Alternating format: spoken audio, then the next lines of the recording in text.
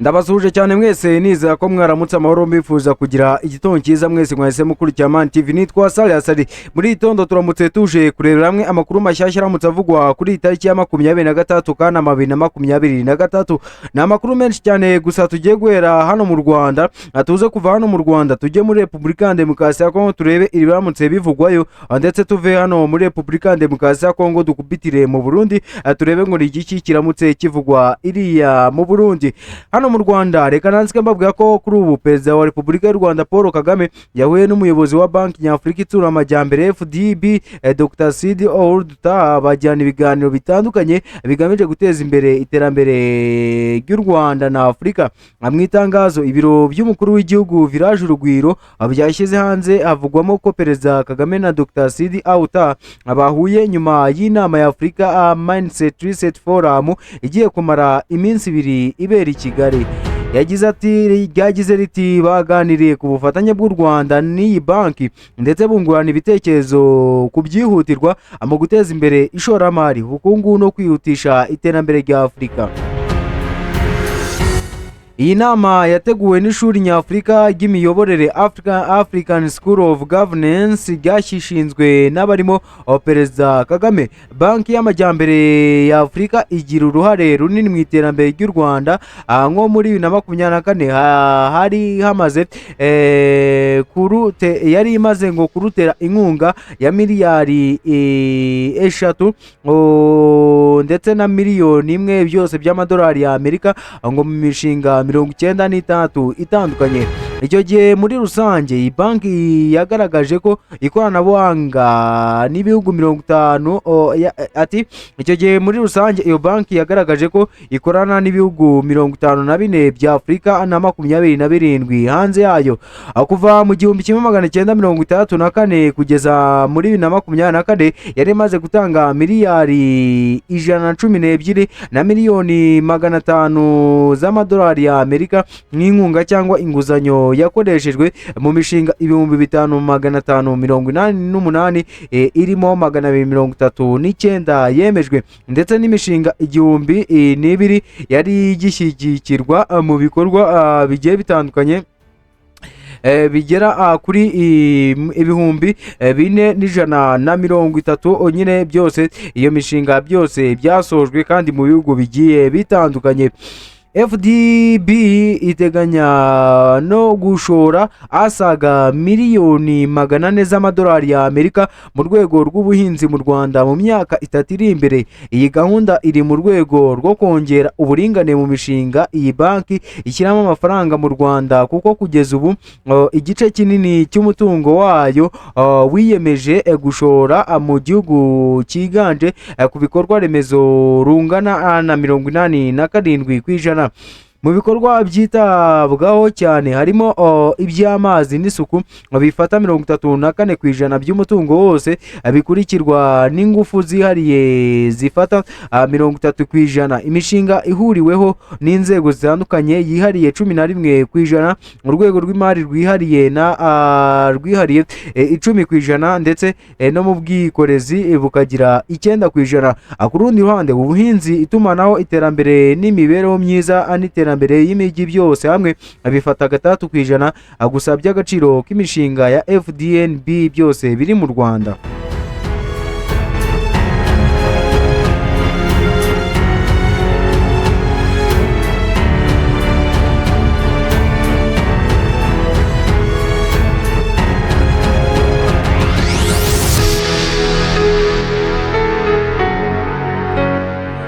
Mu yandi makuru reka mbabwire ko perezida Paul Kagame yanenze imyitwarire ya bamwe mu banyafurika biyemeje gushimagiza abo hanze y'uyu mugabane, ashimangira ko biri mu bituma Afurika ihabwa amabwiriza n'abandi abaturage bayo bakabaho mu buzima bw'ijujuta. Iyi ngingo perezida Kagame yayigarutseho ubwo yagaragazaga imwe mu myitwarire n'imikorere y'abanyafurika bakwiriye gusiga inyuma kugira ngo bagere ku iterambere ubwo yari yitabiriye inama yiswe The African Mindset Recent Forum.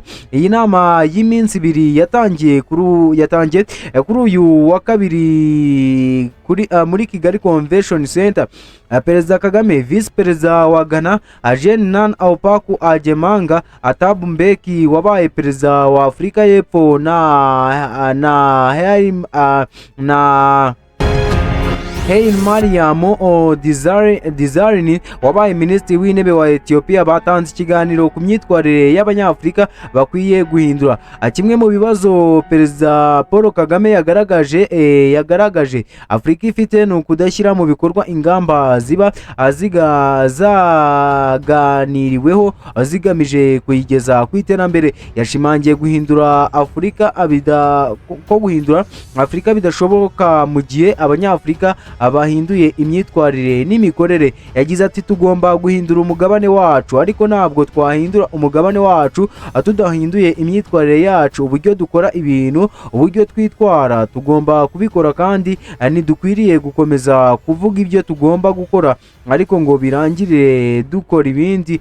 Tugomba guhuza ibyo tuvuga, ibyo dushaka n'ibyo dukora kugira ngo tubone umusaruro. Ikindi Perezida Kagame yagaragaje ni ikibazo n'imyitwarire ya bamwe mu Banyafurika bafite gushimagiza abantu bo hanze y'umugabane wa Afurika. Yagize ati Abanyafurika nk'ibiremwa muntu dukwiye kwiha umukoro tukibaza tuti kubera iki twageze naho dusigara dushimagiza gusa abandi ntabwo mvuga bamwe muri twe, oya, abandi bari hanze y'umugabane.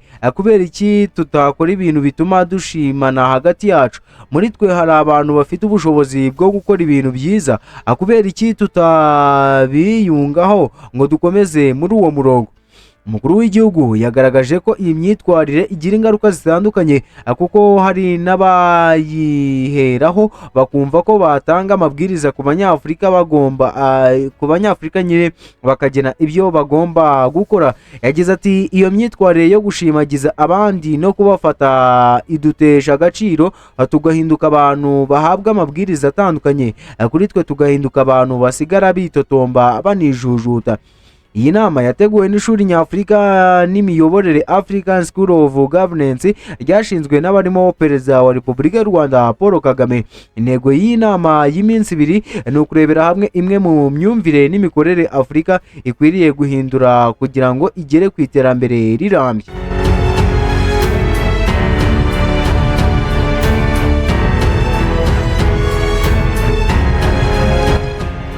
Tugenda tusatira tuva hano mu Rwanda tujya muri Repubulika ya Demokarasi ya Kongo. Reka duhere kuri iki kibazo gisa n'igifitanye isano n'ubundi no muri Repubulika ya Demokarasi ya Kongo. Mbabwiye ko byinshi Perezida wa Repubulika y'u Rwanda Paul Kagame yatangaje nuko yamaze gushimangira ko ikibazo cya FDLR gikomeje guhangayikisha u Rwanda mu gihe cyose ikibarizwa mu butaka bwa Kongo. Agaragaza ko ari yo mpamvu nyamukuru yakomeje guteza amakimbirane hagati y'u Rwanda na Repubulika ya Demokarasi ya Kongo.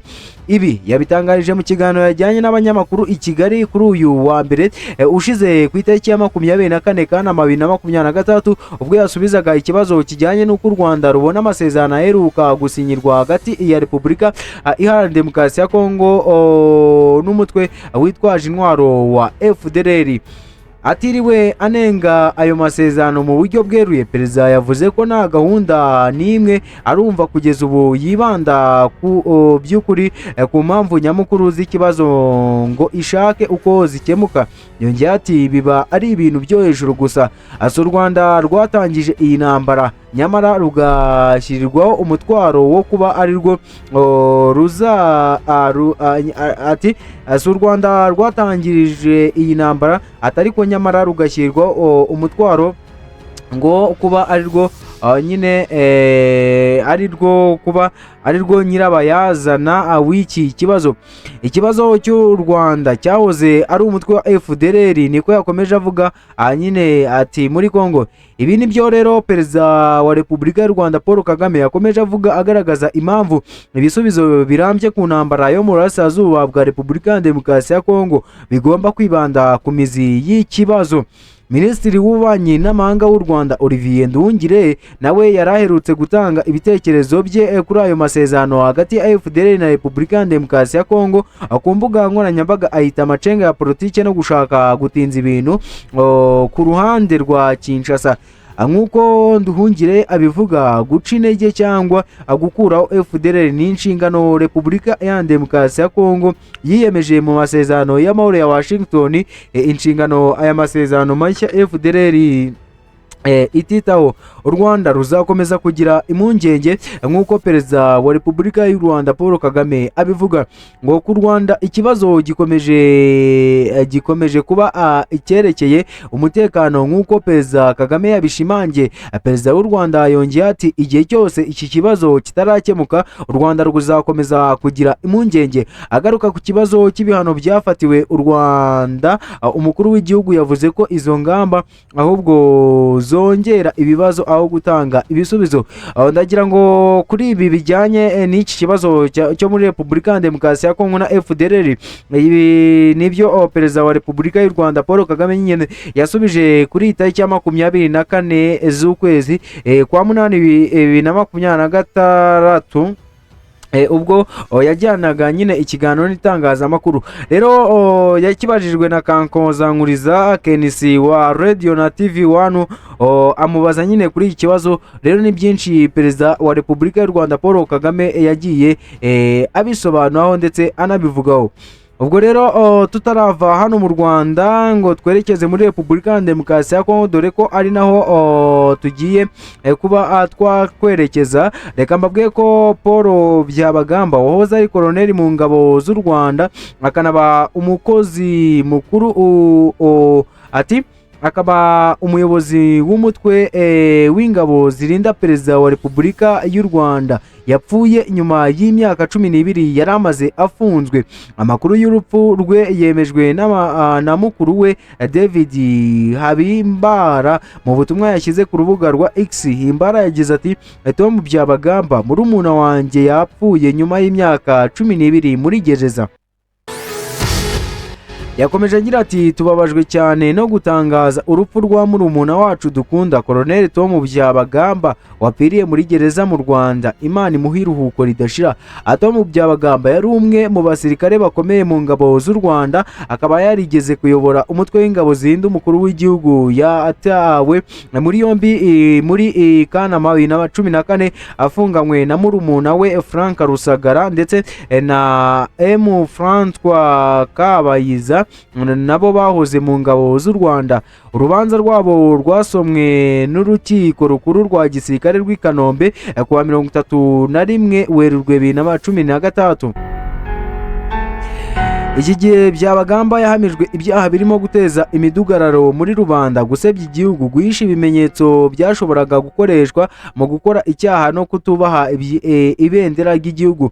Yakatiwe igifungo cy'imyaka 21 anamburwa impeta za gisirikare zose. Mu Kuboza 2019 urukiko rw'ubujurire rwagumishijeho imyanzuro y'uko Byabagamba ahamwa n'ibyaha, ariko rugabanya igihano cye kiva ku myaka 21 akigera ku myaka 12.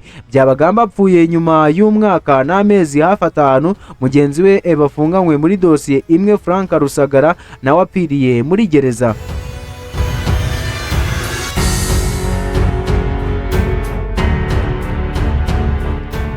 Rusagara yapfuye ku wa 24 Werurwe 2025 nyuma y'imyaka irenga 10 yari amaze afunzwe.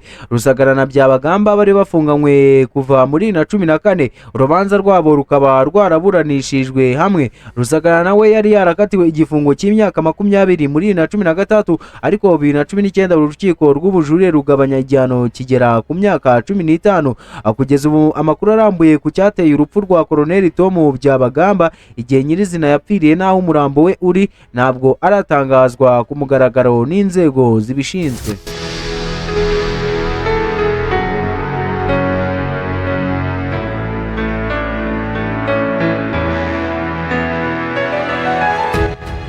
mbere y'uko rero tujya kuri izi ntumwa za FCM23 na FARDC zamaze kugera muri Minembwe, reka kuri ubu rero nabwo mbabwire ko ku mirongo migari y'urugamba imirwano ikomeye yaramukiye muri segiteri ya Gatoyi muri teritwari ya Masisi mu ntara y'Kivu y'Amajyaruguru, yasize abarwanyi b'umutwe wa FCM23 bigaruye uduce dutandukanye twaho. FCM23 yigaruriye kariya gace nyuma yo kuhirukana ihuriro ry'ingabo zirwana ku ruhande rwa leta ya Kongo ziganjemo abarwanyi b'imitwe ya Wazalendo. Amakuru aturuka muri ako gace avuga ko imirwano yatangiye mu rukerera rwo kuri uyu wa kabiri tariki ya 25 Kanama 2023 ubwo abarwanyi ba FCM23 batangizaga ibitero ku birindiro bitandukanye bya Wazalendo. Imirwano kandi yabaye mu bice birimo Muhayirwa, Bukumbirwa na Nkokwe na Murema, aho amakuru avuga ko hakoreshejwe imbunda zemereye ndetse n'indege no zitagira abapiloti zigaba nyine ibitero. Abaturage bo muri biriya bice nk'uko amakuru akomeza agenda bivuga batangiye guhunga ingo zabo kubera ubukana bw'imirwano, bamwe berekeza mu bice babona ko birimo umutekano kurusha aho bari. Ubundi Gatoyi ni agace kari muri teritwari ya Masisi, kamwe mu duce two muri Kivu y'Amajyaruguru tumaze igihe tugaragaramo imirwano hagati ya M23 n'imitwe ihuriza hamwe abarwanyi ba Wazalendo bafatanya n'ingabo za Repubulika Demokarasi ya Kongo. Ngayo nguko rero ku rugamba ukuntu byaramutse bivugwa. Tukiraho muri Repubulika Demokarasi ya Kongo gusa tugendana naho tuhasoza, reka mbabwiye ko intumwa zima bahagariye ingabo za Repubulika Demokarasi ya Kongo FARDC n'ihuriro FCM23 zageze muri Minembwe muri Kivu y'Amajyepfo mu butumwa bwa mbere bwo kugenzura iyubahirizwa ry'agahenge kemeranyijwe hagati ya Kinshasa na FCM23. Iri tsinda ryageze muri Minembwe kuri uyu wa mbere tariki ya 24 Kanama 2023 mu rwego rwo gutangiza akazi ko kugenzura no kwemeza amakuru ajyanye n'ibikorwa bishobora kuba binyuranye n'agahenge. Ryageze rifashijwe n'indege za kajugujugu za MONUSCO. Ubu butumwa nibwo bwa mbere uru rwego rwo kugenzura agahenge ruzwi nka MCVE Plus rugiye gukorera mu butaka kuri ubu butaka nyuma y'igihe rutegerejwe kuva rwakirwaho mu rwego rw'ibiganiro by'amahoro bya Doha. MCVE Plus isanzwe igizwe n'abagare guverinoma ya Repubulika Demokarasi ya Kongo na FCM23 ikunganirwa n'indorerezi z'ibihugu bigize inama mpuzamahanga y'ibihugu byo mu karere k'ibiyaga bigari ICGLR. mu MONUSCO yo itanga ubufasha bw'ibikoresho n'ubwikorezi kugira ngo ubu butumwa bushobore kugera mu duce bugomba gukorerwamo. Kugera muri Minembwe bifite umwihariko ukomeye kuko hari hamwe mu hantu hakomeje kugaragara umutekano muke n'imirwano muri Kivu y'Amajyepfo. Utu duce dukikije Minembwe tumaze igihe tuvugwamo imirwano hagati y'ingabo n'imitwe itandukanye ishyigikiye impande ziri mu makimbirane. Ni muri urwo rwego rero kandi impande zombi ngo zikomeje gushinjanya kurenga ku masezerano y'agahenge. FCM23 yashinje ingabo za FARDC n'abafatanyabikorwa bazo kugaba ibitero hafi ya Minembwe, mu gihe Kinshasa yo ikomeje gushinja FCM23 ibikorwa by'ihohoterwa n'ibindi byaha mu bice igenzura. Kuba intumwa zirimo iza FARDC FCM23 zageze ku butaka ahari amakimbirane bizaha uburyo bwo kugenzura amahirwe yo kugera ku makuru y'impande zombi no kuyagenzura mu buryo bwigenga, aho gushingira ku birego gusa bitangwa n'impande zishyamiranya. Iri tsinda rinakorera ingendo mu tundi duce twa Kivu y'Amajyepfo harimo Uvira ndetse na Kare ahagiye hagaragara ibibazo by'umutekano mukeya cyane.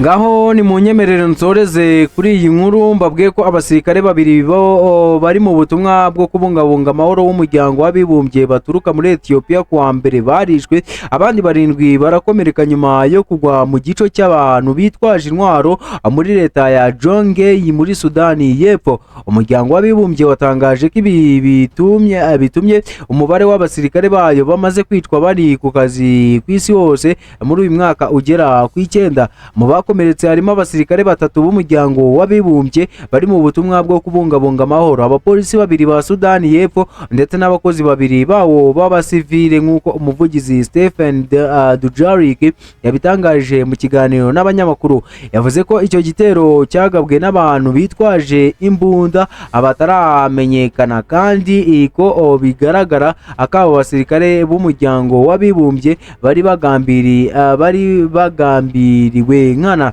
Dujarric yagize ati abo basirikare bari mu irondo risanzwe Loni ikora, ati abo basirikare bari mu irondo risanzwe rya Loni isanzwe ikora mu rwego rwo gufasha guhangana n'ibibazo by'umutekano muke bihora muri ako gace.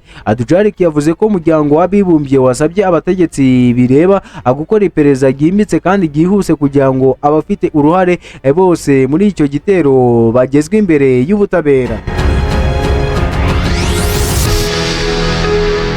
Dujarric yashimangiye ko ibitero bigabwa ku basirikare ba Loni bari mu butumwa bwo kubungabunga amahoro bishobora gufatwa nk'ibyaha by'intambara hakurikijwe amategeko mpuzamahanga. Yongeyeho ko urupfu rwatumye umubare w'abasirikare ba Loni bari mu butumwa bwo kubungabunga amahoro bamaze kwicwa n'ibitero byagambiriwe kuva ku itariki ya 1 Mutarama uyu mwaka ugera ku 9 ku rwego rw'isi. Nubwo ibitero nk'ibi bitajya bibaho kenshi muri Sudani y'Epfo, si ubwa mbere bibaye, dore ko abasirikare ba Loni bakorera cyane mu duce turimo umutekano muke, imirwano hagati y'amatsinda atandukanye y'abaturage, ibikorwa byo gukusanya imitwe yitwaje intwaro y'urubyiruko ndetse n'imirwano ihuza ingabo za leta ubwazo nyine biba bikomeje kugenda biba. Gusa ku rundi ruhande Algeria yamaze kuba yatanga inkunga ya kajugujugu yihereza igihugu mushuti wacyo rwose Niger yamaze kuba yabona inkunga iturutse muri Algeria. Nuko rwose nuko nibyo ngira ngo twaganiraho muri iki gitondo cyo kuwa 26 Kanama 2026. Rero ubwo reka mbisegureho kuko tumaze igihe, reka mbanze mbisegureho ko tumaze igihe rwose kigera ku minsi hafi ingahe yose, iminsi igera muri 3 tutaza ngo tubagezeho amakuru aba agezweho. Mutubabarire natwe si twebwe, ni ikibazo tekinike kiba cyarabayeho, gusa icyo nabizeza nuko twagarutse kandi ibyo turimo turabategura hano ku muyoboro wa Man TV nibyo byiza kurenza ibyo twagiye tubona. Rero wowe icyo usabwa nta kindi ni ugukomeza kudukurikira ukaduhereza ibitekerezo muri komenti, ndetse byaba byiza rwose ukagenda utwunganira nyine mu byo dukora, cyangwa se n'icyo ubona twakongeraho mu biganiro dukora, ukagenda wabitangamo inyunganizi rwose byose nta kibazo. Ubwo rero reka